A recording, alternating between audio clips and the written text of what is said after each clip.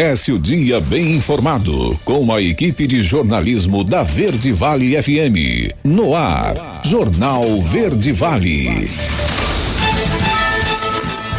6h34. Olá, muito bom dia para você. Manhã de quarta-feira, 21 de janeiro do ano de 2026. Estamos começando pela Verde Vale FM, uma emissora do Sistema Verde Vale de Comunicação. Mais uma edição do Jornal Verde Vale. Comigo aqui na bancada da Liana Oliveira, muito bom dia. Muito bom dia para você, Wesley, um ótimo dia para você também que acompanha mais uma edição do Jornal Verde Vale. Agora em Mineiros faz 20 graus, a máxima prevista para essa quarta-feira pode ser de 28 graus. Segundo o Climatempo, será um dia de nuvens e períodos de céu nublado, sol com muitas nuvens. À noite, pancadas de chuva. Agora você confere os destaques das últimas 24 horas. Jornal Verde Vale. Inscrições do ProUni começaram nesta segunda-feira. Orelhões serão extintos em todo o Brasil até o fim de 2028. Detran Goiás lança protocolo digital para agilizar processos administrativos. Feirão de empregos oferta mais de 3.000 vagas para jovens sem experiência em Goiás. Circuito das Cavalhadas 2026 conta com 15 municípios goianos. Brasil registra 1.470 feminicídios em 2025. Goiás está entre os 10 estados com mais mortes. Mais de 100 cursos de medicina têm nota baixa e serão penalizados. Estado de Goiás continua registrando queda nos índices de criminalidade. Os detalhes destas e outras notícias você vai conferir a partir de agora aqui no Jornal Verde Vale. A notícia em primeira mão. Jornal Verde Vale. Jornal Verde Vale. Verde Vale. Notícias do Brasil. 6h36. Uma ótima manhã de quarta-feira para você. Seja bem-vindo, seja bem-vinda a mais uma edição do Jornal Verde Vale. Os resultados do Exame Nacional do Ensino Médio de 2025 foram divulgados na última sexta-feira e agora os candidatos miram nas oportunidades de acesso ao ensino superior a partir da nota obtida na prova. Além do sistema de seleção unificada, o SISU, cujas inscrições já estão abertas, quem quiser disputar uma bolsa de estudo do programa Universidade para Todos poderá se candidatar a partir da próxima segunda-feira, 26. De acordo com o edital, o ProUni vai oferecer 594 mil bolsas nesta edição. Segundo o Ministério da Educação, é a maior oferta da história do programa. Do total, 274.819 bolsas são integrais, que custeiam 100% da mensalidade. 319.700 custeiam 50% da mensalidade. A administração e ciências contábeis somam o maior número de bolsas. A maior parte da oferta é para cursos de bacharelado, 328.175 bolsas. Há ainda 253.597 para cursos tecnológicos e 12.747 para licenciatura. Os últimos 30 mil telefones de uso público, popularmente conhecidos como orelhões, já têm data marcada para a aposentadoria, o final de 2028. Lançados em 1972 em todo o Brasil, os orelhões têm design assinado pela arquiteta Xumi Silveira, chinesa radicada no país. A rede, que já teve mais de 1,5 milhão de terminais, era mantida por concessionárias de telefonia fixa como uma contrapartida obrigatória do serviço. Os contratos de concessão, que incluíam a manutenção dos orelhões, foram firmados em 1998 e chegaram ao fim em dezembro do ano passado. O ministro Alexandre de Moraes, do Supremo Tribunal Federal, autorizou o governador de São Paulo, Tarcísio de Freitas, a visitar o ex-presidente Bolsonaro na Papudinha, como é conhecida a Sala de Estado-Maior do 19º Batalhão da Polícia Militar do Distrito Federal, no complexo penitenciário da Papuda, em Brasília. O ex-presidente cumpre a pena de 27 anos e 3 meses de prisão. Moraes autorizou o encontro para a próxima quinta-feira, com duração de até 3 horas, entre 8 e 11 da manhã, conforme as regras da Papudinha. Todas as visitas de Bolsonaro dependem da autorização de Moraes, que foi relator da ação em que o presidente foi condenado no Supremo. As exceções são advogados, médicos e a primeira-dama Michele Bolsonaro, que foram autorizados a se reunir com o ex-presidente sempre que necessário, de acordo com os horários da unidade prisional. Mais de 100 cursos de medicina têm nota baixa e agora serão penalizados. Quem vai falar sobre o assunto é o Breno Zonta. Mais de 100 cursos de medicina do Brasil foram mal avaliados pelo Exame Nacional de Avaliação da Formação Médica e, por isso, poderão sofrer sanções. O balanço do ENAMED foi divulgado na última segunda-feira e comentado pelo ministro da Educação, Camilo Santana, durante evento no Palácio do Planalto.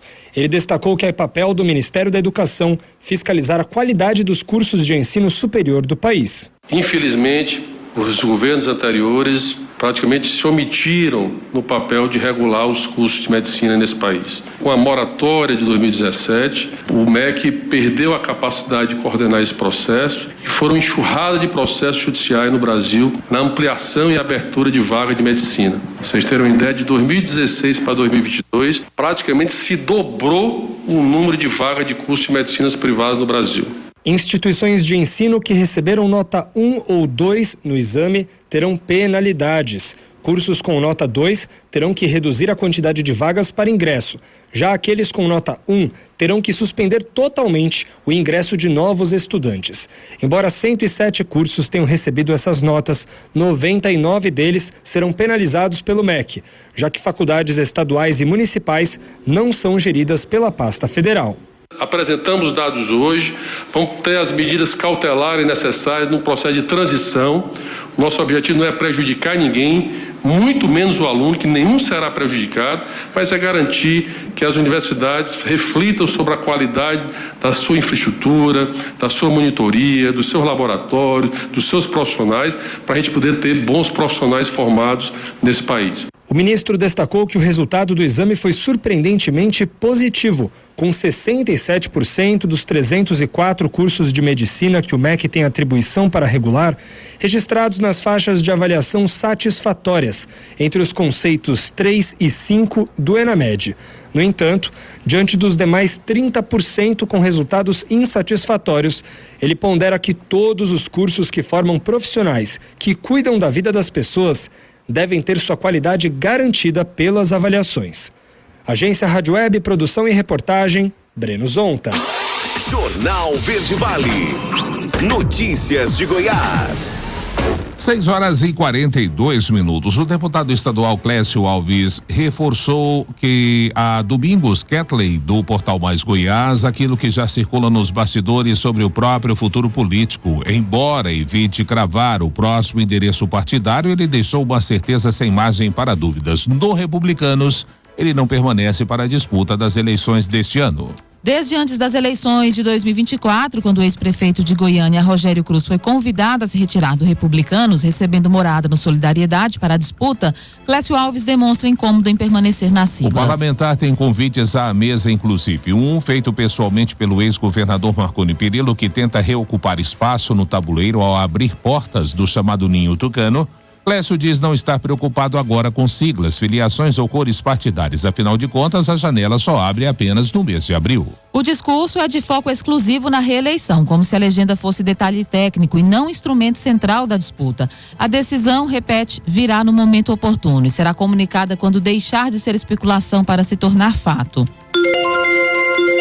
E em uma sessão do Tribunal do Júri que se estendeu até as primeiras horas da madrugada desta terça-feira, o ex-servidor público Felipe Gabriel Jardim foi condenado a 17 anos de prisão por matar o ex-sogro João do Rosário Leão, de 63, a tiros no dia 27 de junho de 2022. O crime foi cometido dentro da farmácia da qual João, policial civil aposentado, era dono no setor Bueno, em Goiânia. Felipe foi considerado o culpado por homicídio duplamente qualificado e absolvido da acusação de porte ilegal de arma. Felipe foi julgado por homicídio qualificado e porte de arma de fogo. A defesa de Felipe disse que vai recorrer da nulidade do júri por duas razões, uma das quais seria o desrespeito a prerrogativas legais da defesa. Segundo o advogado Alan Henneman, o juiz teria violado a imparcialidade típica de quem preside o tribunal do júri. A outra razão para pedir a nulidade do júri seria pela semi-imputabilidade de Felipe.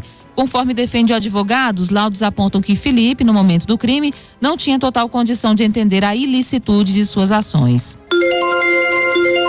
O estado de Goiás continua registrando queda nos índices de criminalidade. Quem traz os detalhes dessas estatísticas é Marcelo Tavares. No 7º ano consecutivo, Goiás registra queda dos principais índices de criminalidade.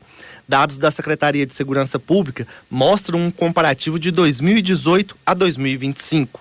Nesse período, houve redução sustentada e contínua, ano a ano, nos mais variados crimes de roubo de cargas, com queda de 97%, de veículos, que caiu 95%, a transeuntes, com queda de 92%, e em comércio, que teve redução de 91%. Roubo a instituições financeiras, prática conhecida como novo cangaço, não houve sequer um registro nos últimos anos, com redução de 100%. Crimes contra a vida também tiveram um importante recuo. Latrocínio caiu 82%, homicídio doloso, quando há intenção de matar, queda de 62%, e homicídio tentado, com queda de 28%. O governador Ronaldo Caiado celebrou o resultado e destacou sua importância para a sociedade goiana.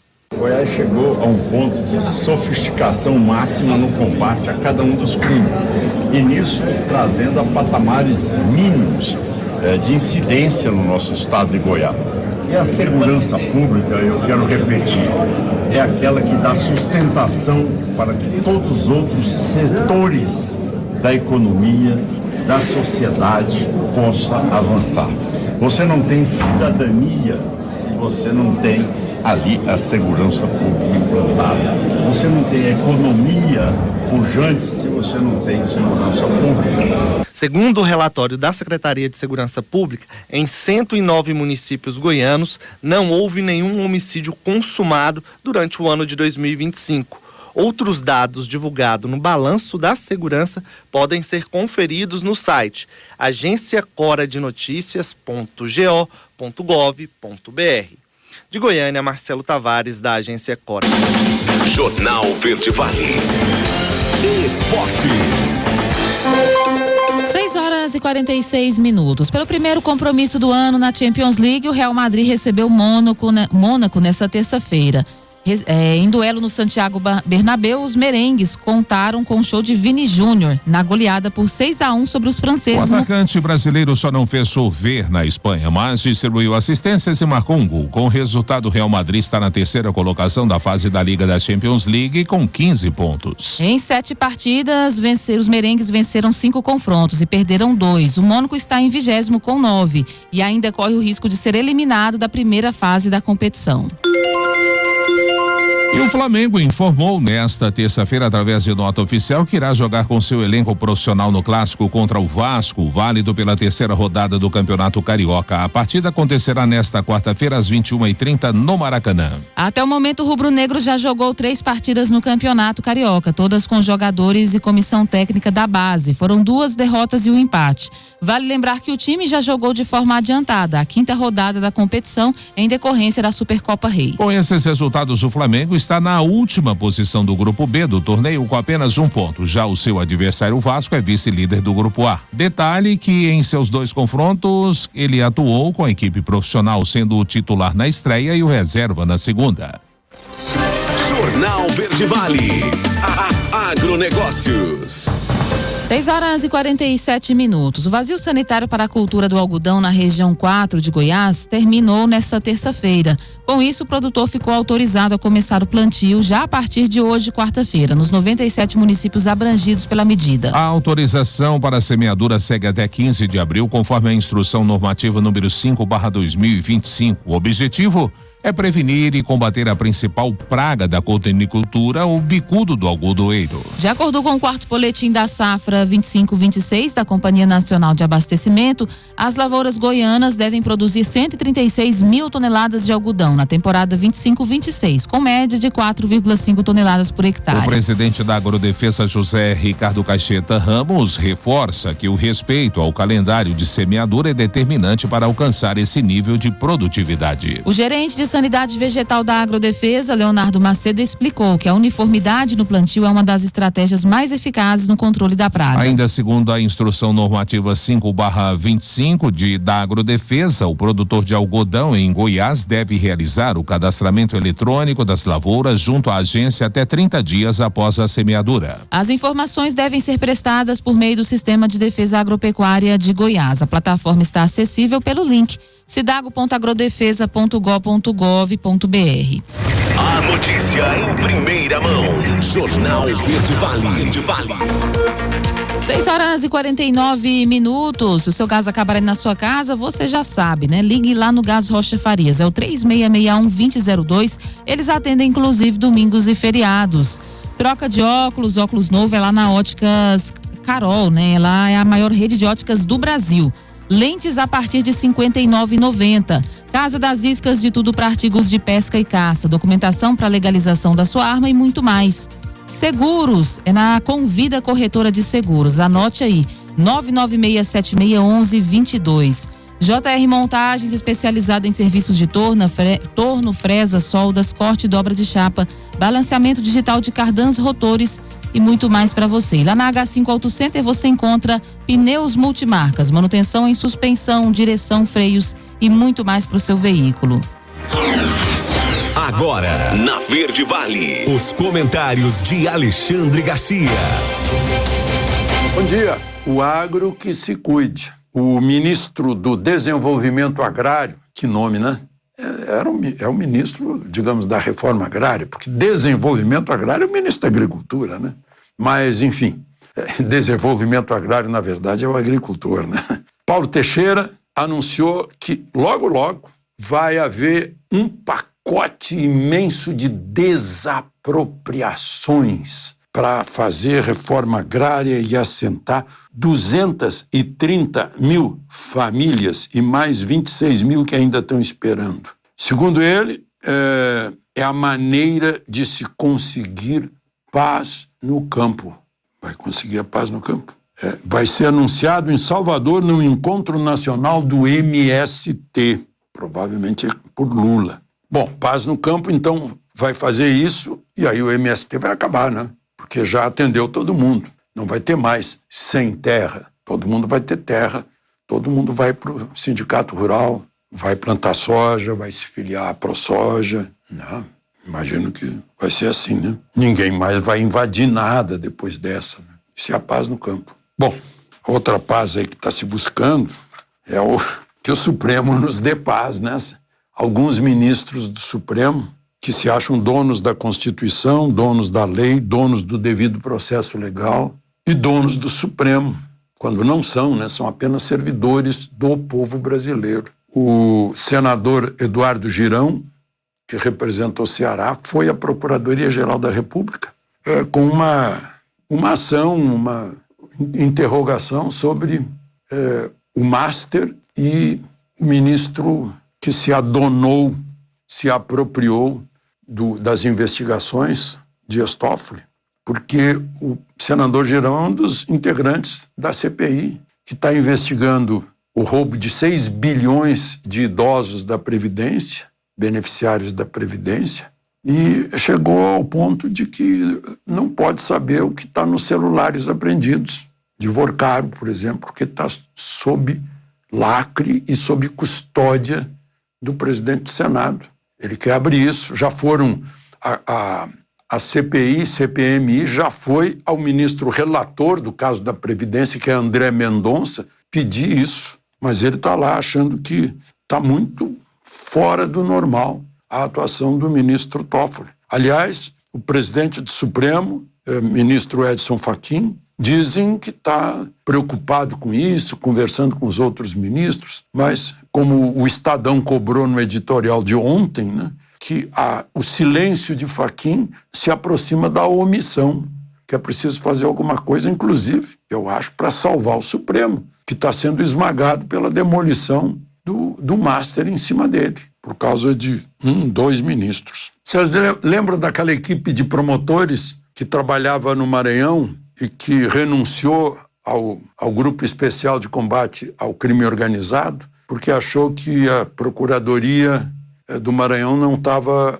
atendendo a esse grupo. Pois agora o próprio procurador denunciou o prefeito de Turilândia porque fica à margem do rio Turi, se não me engano.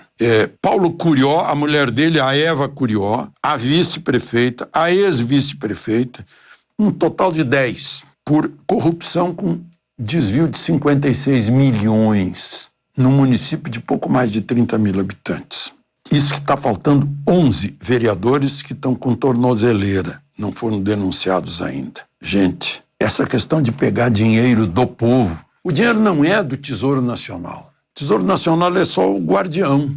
É do povo brasileiro, obtido com suor e pagamento de imposto, direto ou indireto. Cada vez que o sujeito que ganha o salário mínimo vai comprar, ele está pagando imposto, além do desconto que já teve na folha, né? Mas, enfim, fica aqui o registro, que a gente tem que pensar mais nisso, que o Estado brasileiro é sustentado pelo nosso trabalho. E a gente tem que dar um basta nisso. Na hora de votar, não podemos votar em ninguém que seja suspeito de ser ladrão, corrupto, mentiroso.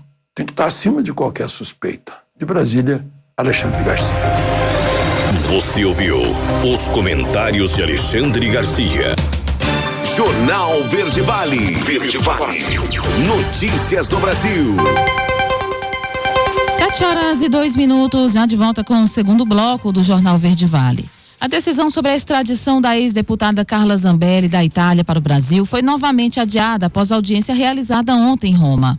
Depois dos pedidos apresentados pela defesa, os juízes da Corte de Apelação suspenderam a sessão e vão marcar uma nova data para decidir sobre o pedido apresentado pela Justiça Brasileira para que a ex-congressista seja enviada para o Brasil. Os advogados de Zambelli fizeram uma série de solicitações aos 3 juízes, como incluir uma testemunha no processo e mais informações sobre as condições carcerárias no Brasil. Também anunciaram a intenção de pedir que os juízes sejam substituídos por outros da mesma corte, o que deve ser feito por escrito nos próximos dias. Os juízes tiveram que dedicar tempo para avaliar esses pedidos e por volta das 14 horas aqui no Brasil, decidiram adiar a sessão que havia começado com cerca de 2 horas de atraso. Uma nova audiência será anunciada possivelmente hoje, quarta-feira, para daqui a 10 a 15 dias. Será uma sessão extraordinária em que será analisado somente o caso de Zambelli, sem outros processos antes, para evitar novos atrasos. E a Polícia Federal reagendou os depoimentos dos investigados no caso Master. O cronograma foi alterado após decisão do relator no Supremo Tribunal Federal, ministro Dias Toffoli, que determinou que os depoimentos sejam realizados durante 2 dias consecutivos, na segunda, dia 26, e na terça, dia 27. Devem ser ouvidos o ex-presidente do Banco de Brasília, Paulo Henrique Costa, o ex-sócio do Banco Master, Augusto Ferreira Lima, além de diretores do Master. Não há previsão de que Daniel Vorcaro seja ouvido novamente. A mudança foi determinada após a corporação informar limitações de pessoal e disponibilidade de salas no STF para a realização das oitivas. Inicialmente, o depoimento estava previsto para acontecer entre 23 e 28 de janeiro. Com a nova decisão, Toffoli pediu que a Polícia Federal apresente um cronograma concentrado, com 2 dias consecutivos de interrogatórios, em uma sala do próprio STF, o que foi apresentado em meio de documento enviado à Corte. 7h04. Número de inadimplentes bate recorde e soma 73 milhões em 2025. Quem traz detalhes destes números é Priscila Mendes. O número de consumidores brasileiros com contas em atraso registrou um aumento de mais de 10% em dezembro de 2025, na comparação com o mesmo período de 2024. O indicador de inadimplência de pessoas físicas apurado pela CNDL, Confederação Nacional de Dirigentes Lojistas, e pelo SPC Brasil, Serviço de Proteção ao Crédito, revelou que o país tinha em dezembro mais de 73 milhões de consumidores negativados, o que representa 44% da população adulta no país. Em dezembro de 2025, o número de dívidas em atraso no Brasil teve crescimento de 17% em relação ao mesmo período de 2024. O fechamento do ano com um recorde histórico de inadimplência é um sinal de alerta para a economia brasileira, como destaca Merula Borges, especialista em finanças da CNDL. O maior número de dívidas está com os bancos e aí a gente chama a atenção dos consumidores, especialmente para itens de cartão de crédito e cheque especial, já que essas são modalidades de crédito que, apesar de serem muito fáceis, também tem uma taxa de juros muito alta, o que pode fazer uma dívida que está um pouco mais controlada ficar com um efeito de bola de neve e trazer uma incapacidade para o fornecedor de quitar esse valor total. É um momento difícil para os consumidores e também para os lojistas, já que muitos consumidores que estão inadimplentes ficam impedidos de consumir. Em dezembro do ano passado, cada consumidor negativado devia, em média, quase R$5.000 na soma de todas as dívidas. Os dados ainda mostram que quase 3 em cada 10 consumidores tinham dívidas no valor de até R$500. A especialista em finanças na CNDL faz um alerta para os consumidores, ressaltando que é preciso ajustar o orçamento para evitar inadimplência em 2026. A gente vê que o orçamento está cada vez mais apertado e fica mais difícil fechar a conta com as compras dos itens básicos da casa. Mas ainda assim é preciso ajustar o orçamento. Para aqueles que já estão endividados, a dica é tentar se organizar financeiramente, fazer um levantamento completo das dívidas e, a partir daí, traçar uma estratégia realizável, colocando as parcelas e os pagamentos dentro daquilo que cabe no orçamento, sem comprometer o pagamento dos itens básicos. A inadimplência por faixa etária mostra que o número de devedores com participação mais expressiva no Brasil em dezembro foi da faixa de 30 a 39 anos, com mais de 23%. Agência Rádio Web, produção e reportagem, Priscila Mendes. Jornal Verde Vale. Notícias de Goiás. 7h07. O Brasil registrou ao menos 1.470 feminicídios no ano de 2025, o maior número desde a criação da tipificação do crime em 2015. Os dados são do Ministério da Justiça e Segurança Pública. Indicam que o país atingiu um novo recorde histórico, superando as 1.459 ocorrências contabilizadas em 2024. No ranking nacional, Goiás aparece entre os 10 estados com mais casos, com 54 mortes registradas. Desde que o feminicídio passou a ser reconhecido em lei, 13.448 mulheres foram assassinadas no Brasil em contextos de violência doméstica, familiar ou motivados por misoginia. Com 54 casos registrados, Goiás ocupa a posição de destaque negativo no ranking nacional, figurando entre os 10 estados com maior número absoluto de feminicídios em 2025.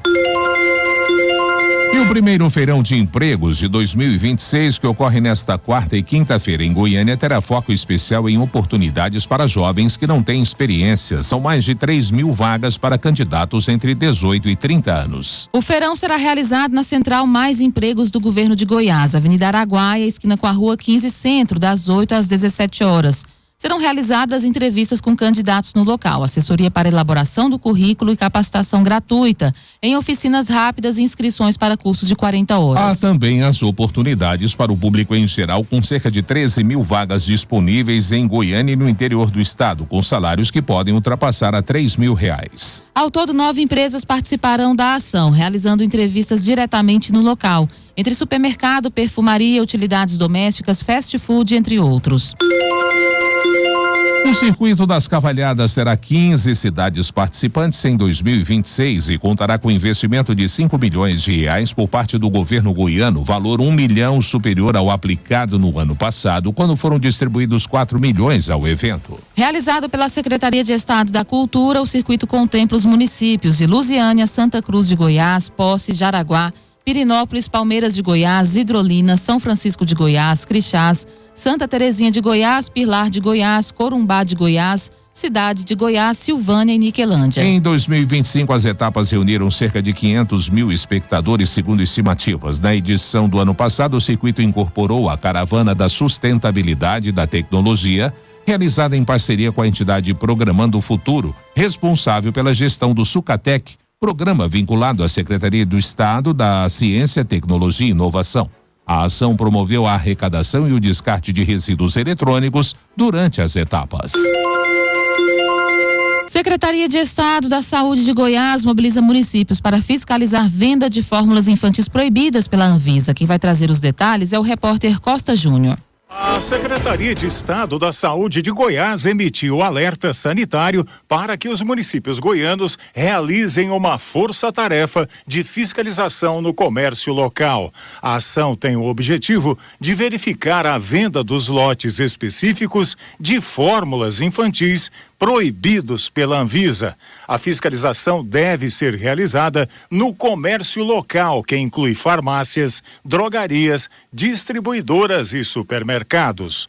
Uma medida da Anvisa determinou a proibição da comercialização, da distribuição e do uso de alguns lotes de fórmulas infantis das marcas Nestogeno, Nan, Supreme Pro, Nanlac Supreme Pro e Nanlac, além de Comfort, Nanlac Comfort, Nan Sensitive e Alfamino, da empresa Nestlé Brasil. A resolução alerta sobre o risco de contaminação por cereulide, uma toxina produzida pela bactéria Bacillus cereus.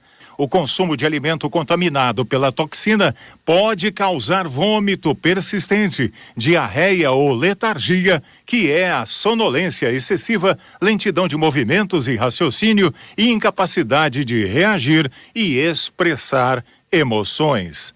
De Goiânia, Costa Júnior, da agência Cora de Notícias.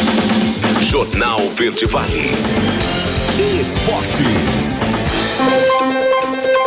7h12. E o Botafogo realizou nesta terça-feira a apresentação do técnico Martim Anselmi, anunciado pelo Glorioso em dezembro do ano passado, em contrato de 2 anos de duração, em uma coletiva que foi interrompida por queda de energia no estádio Newton Santos. Em uma de suas respostas, Martim Anselmi comentou os motivos de ter aceitado o trabalho no Botafogo. Segundo ele, o projeto da equipe permite eles ser prestigiosos e lutarem pelo posto mais alto. No Campeonato Carioca, o Botafogo está sendo comandado por Rodrigo Belão. A equipe é a segunda colocada no Grupo B com 3 pontos somados. O Grêmio informou ontem a rescisão de contrato de 3 jogadores da equipe principal do Imortal. Tratam-se do goleiro Thiago Volpe, o zagueiro Gemerson e do meio-campista Felipe Carvalho. Thiago Volpe foi anunciado pelo Grêmio no início do ano passado, vindo do Toluca, no México. Seu contrato com o Imortal tinha a duração de 2 anos. Ao todo, ele atuou 50 partidas pelo clube gaúcho e mesmo como goleiro marcou 2 gols. A sua saída acontece 5 dias depois do anúncio da contratação de Everton. Gemerson, que chegou ao Grêmio em maio de 2024, tinha um vínculo até o final de 2026. Mesmo no elenco, o zagueiro não entrava em campo desde o dia 8 de julho. Jornal Verde Vale. Agronegócios. As regiões Centro-Sul e Sudeste lideraram a expansão dos abates em Mato Grosso ao longo de 2025, enquanto que o Oeste manteve a maior participação em volume. Juntas, as 3 regiões responderam por cerca de 54% dos abates no estado. No Centro-Sul, os frigoríficos abateram 1,27 milhão de cabeças, crescimento de 8,74% em relação a 2024. O Sudeste também avançou e alcançou 1,27 milhão de animais, alta de 7,30%. Já o Oeste somou 1,45 milhão de cabeças, apesar de recuo de 5,63% no comparativo anual. No total, os abates em Mato Grosso chegaram a 7,46 milhões de animais em 2025, um aumento de 1,44% frente ao ano anterior. Além disso, o estado registrou um recorde mensal em outubro, quando os frigoríficos superaram a marca de 700 mil cabeças. Esse desempenho refletiu principalmente na maior oferta de gado terminado em confinamento. Segundo o relatório anual de abates 2025, elaborado pelo Instituto Mato Grossense de Economia Agropecuária, o perfil do rebanho também mudou ao longo do ano. Animais com até 24 meses representaram 43% do total abatido, o maior percentual da série histórica, somando 3,23 milhões de cabeças. Esse avanço indica margens mais favoráveis e maior adoção de sistemas de terminação intensiva nas regiões que lideraram esse crescimento. Jornal Verde Vale. Verde Vale. Notícias do Brasil. 7h15. Enquanto a Polícia Federal vai enfrentando dificuldades criadas pelo ministro Dias Toffoli para investigar o Banco Master, a CPMI do INSS e o Senado abrem frentes para reagir à operação, abafa e garantir que o caso seja elucidado, sem poupar nem os banqueiros e nem os políticos que tenham se associado ao esquema, que pode ter gerado a maior fraude bancária da história do país. A CPMI do INSS entrou com recurso junto ao ministro André Mendonça para que ele libere os dados dos sigilos bancários e fiscal de Daniel Vorcaro, dono do banco liquidado, que estão sob custódia do presidente do Senado, Davi Alcolumbre, por determinação de Toffoli. Os integrantes da comissão querem investigar as suspeitas de fraudes na concessão de crédito consignado pelo Banco Master, motivo do pedido de quebra dos sigilos da instituição financeira e de seu dono. Agora, com as novas revelações por parte do presidente do INSS, Gilberto Valler, de que o órgão bloqueou a liberação de 2 bilhões ao banco por suspeita de fraudes, a CPMI decidiu recorrer ao ministro André Mendonça, que é o relator do caso no STF. Prazo para adesão ao Simples Nacional termina no fim desse mês. Quem vai fazer o alerta é a Milena Abreu. O prazo para empresários e empreendedores de todo o país aderirem ao Simples Nacional termina no fim deste mês. De acordo com a Receita Federal, as empresas devem formalizar a solicitação até o dia 30 de janeiro. Aquelas que foram excluídas do programa por pendências com a Receita Federal ou com a Procuradoria-Geral da Fazenda Nacional devem, além de formalizar a situação para retornar ao programa até o dia 30 de janeiro, estar com as pendências regularizadas. Desde o começo do ano, segundo dados da Receita, já foram realizadas cerca de 450 mil solicitações de adesão ao Simples. A maior parte delas, no entanto, num total de pouco mais de 320 mil, estão pendentes por não estarem devidamente regularizadas perante as exigências de ingresso ao regime.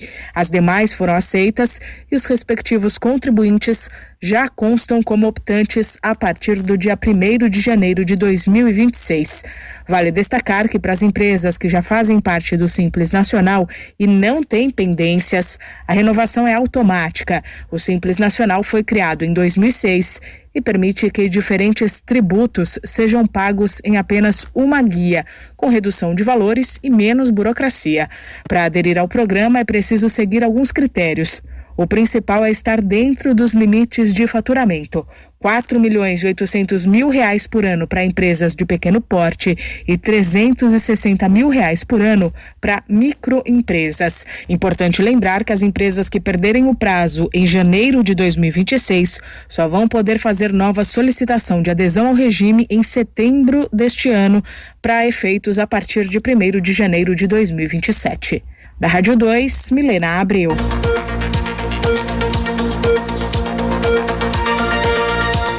7h18. Daqui a pouco a gente vai para o nosso último bloco com destaque para as notícias locais, polícia, corpo de bombeiros e muito mais. Lá na H5 Auto Center você encontra pneus multimarcas, manutenção e suspensão, direção, freios, embreagem e muito mais para o seu veículo. Lá na Casa das Iscas você encontra a documentação para legalização da sua arma e também a manutenção de carabinas de pressão, manutenção de molinetes, carretilhas e armas de fogo. Seguros é na Convida Corretora de Seguros. JR Montagens fica ali na Rua 78, próximo ao secador da Comiva. Se o seu gás acabar aí na sua casa, ligue no Gás Rocha Farias, 3661-2002. 7h19. Já, logo após o intervalo, então, espaço para as nossas notícias locais. Claro, a sua participação também conosco através do nosso quadro A Voz do Cidadão. 996236881 já está disponível para você o nosso WhatsApp, para que você possa mandar aí a sua sugestão, a sua reclamação, o seu elogio, enfim, com relação àquilo que está aí atrapalhando o bom andamento da sua comunidade, do seu bairro, na sua rua. Esse é o canal direto para você falar conosco aqui durante o programa. 996236881 e, claro, as notícias locais, dentre elas, celular é levado durante assalto em rua aqui de Mineiros. Falsa promessa de causa ganha termina em prejuízo financeiro. Celular é furtado em residência enquanto a moradora dormia, também aqui em Mineiros. Você vai saber em detalhes destas e outras notícias já. Logo após o intervalo, não saia daí. Jornal Verde Vale. Jornal Verde Vale. Notícias do Brasil. 7h29, já de volta com o terceiro bloco do Jornal Verde Vale. O novo ministro da Justiça, Wellington César Lima, conversou por telefone na segunda-feira com o deputado federal Mendonça Filho, relator da proposta de emenda à Constituição da Segurança Pública, uma prioridade do governo Lula para esse ano. Dias antes, o deputado havia sido procurado pelo ministro da Defesa, José Múcio, e pelo secretário nacional de Políticas Penais, André Garcia, para estabelecer um canal de diálogo com o ministro. Na conversa de cerca de 10 minutos, ambos combinaram de se encontrar no início de fevereiro, logo em seguida a retomada das atividades do Congresso Nacional.